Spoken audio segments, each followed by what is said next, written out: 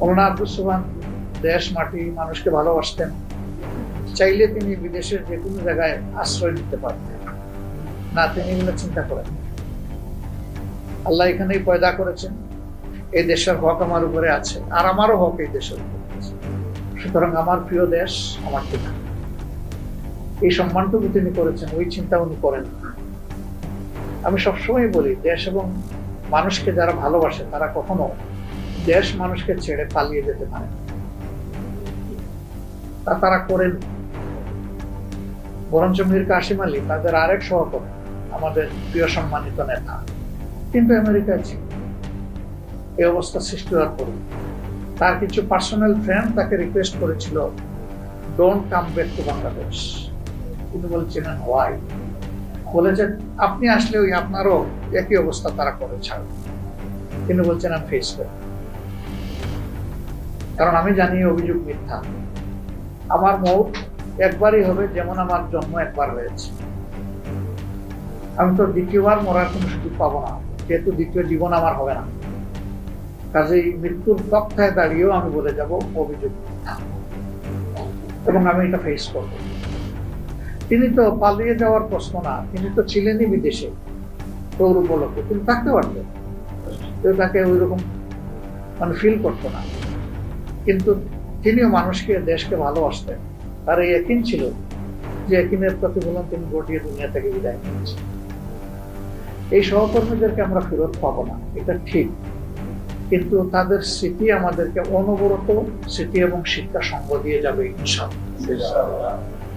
মওলানা আব্দুস সুবহানরা কখনো হারিয়ে যান,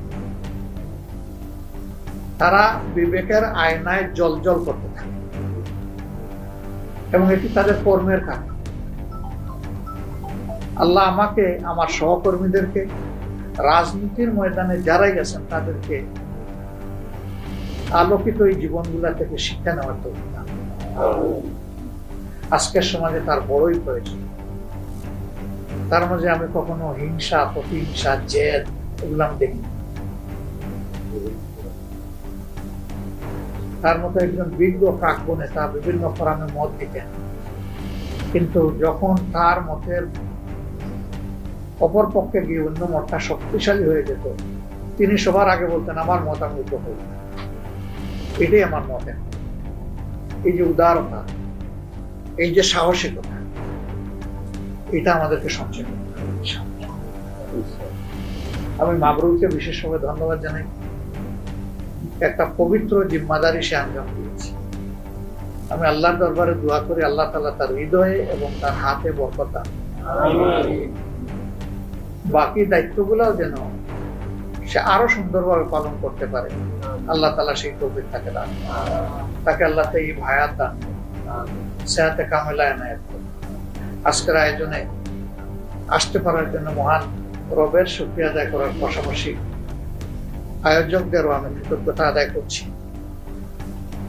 আসুন এই সমস্ত নেতৃবৃন্দের স্বপ্নের একটা মানবিক বাংলাদেশ গড়ার জন্য আমরা দল মতের ঊর্ধ্বে উঠে জাতির স্বার্থে, জাতীয় ব্যাপারে আমরা ঐক্যবদ্ধ।